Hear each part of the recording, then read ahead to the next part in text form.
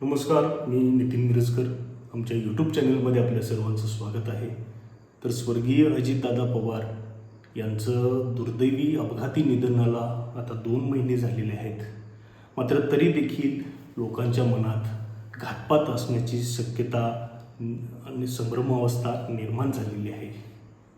आमदार रोहितदादा पवार हे वेळोवेळी प्रेस कॉन्फरन्स घेऊन किंवा विधानसभेमध्ये लक्षवेधीच्या माध्यमातून अजितदादांचा अपघात नव्हे तर घातपात झाला आहे याबाबत पोटतिडकीने व पुराव्यानिशी भांडत आहेत.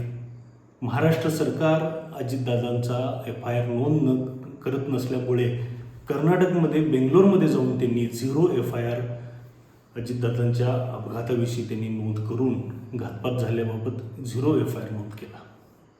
तितक्याच पोटतिडकीने आक्रमकतेने भांडणारा एक अजितदादांचा शिलेदार तो म्हणजे अमोल मिटकरी. म्हणजे मराठीमध्ये ग्रामीण भागात किंवा महाराष्ट्रात एक म्हण आहे, खाल्लेल्या मिठाला जागणारा, ज्याची खावी भाकर त्याचीच करावी चाकर. म्हणजे अमोल मिटकरी या दोन्ही म्हणीला तंतोतंत योग्य सूट होत आहेत. अजितदादांच्यामुळे विधान परिषदेची आमदारकी मिळाली, राष्ट्रवादीचे स्टार प्रचारक झाले व अजितदादांच्या पश्चात देखील अजितदादांना न्याय मिळावा यासाठी पोटतिडकीने भांडत आहेत.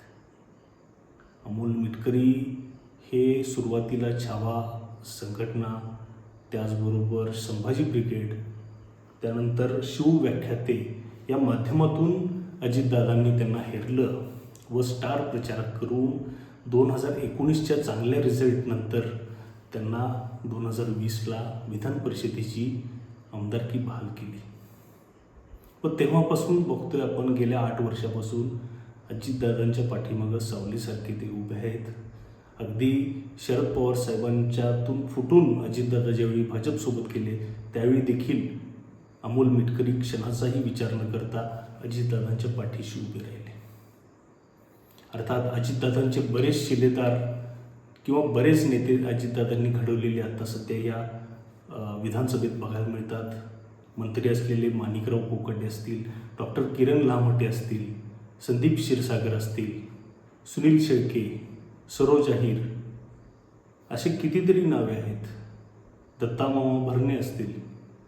पण या अजितदादांच्या घातपाताविषयी कोणी ब्र काढायलाही तयार नाही. फक्त ही खिंड एकटा लढवत आहे, म्हणजे दोघे लढवत आहेत. एक म्हणजे रोहितदादा पवार आणि दुसरे अमोल मिटकरी. अमोल मिटकरी तर अजितदादांचा ॲक्सिडेंट झाल्यानंतर फ्रॉम डे 2 हे प्रसारमाध्यमाशी पुढे येऊन धाडसानं पुराव्यानिशी घातपात कसा आहे अशी शक्यता शंका व्यक्त केली होती. अर्थात रोहितदादा पवार यांनी अजितदादांच्या दशक्रियेनंतर हा मुद्दा उपस्थित करायला सुरुवात केली. पण तर पहिला सुरुवात कोणी केली असेल तर अमोल मिटकरी यांनी. रोहितदादा तर अजितदादांचे रक्ताचे वारसदार, रक्ताचे नाते होतं. मात्र रक्ताचं नातं नसून देखील अमोल मिटकरी ज्या प्रकारे भांडत आहेत किंवा जे मुद्दे उपस्थित करत आहेत, खरंच मानलं पाहिजे त्यांना. कारण की या 2-3 दिवसापूर्वी त्यांचा निरोप समारंभ होता, त्यावेळी देखील अजितदादांचा फोटो घेऊन अजितदादांना न्याय मिळावा ही भावना ते पोटतिडकीने सभागृहात मांडत होते. अजितदादा वारले त्या दिवशी देखील त्यांची बाईट आपण सगळ्यांनी बघितली की आमचा आता राजकारणातला बापच गेला आहे, बाप माणूसच गेला आहे, एवढंच आमचं राजकारण होतं. इथून पुढे आम्हाला आमदारकी मिळेल न मिळेल तो भाग वेगळा, मात्र इतकेच दिवस आमचे राजकारणाचे होते, आता आमचं राजकारण संपलेलं आहे.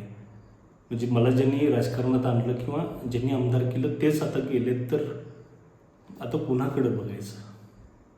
म्हणजे असं स्पष्ट बघतं कोणीही आजच्या या ढिसाळ किंवा विश्वासार्हता नसलेलं जे राजकारण आत्ता सुरू आहे, रसातळाला गेलेलं जे राजकारण सुरू आहे, त्यात एक आशेचे किरण म्हणून बघता येईल असं हे उदाहरण.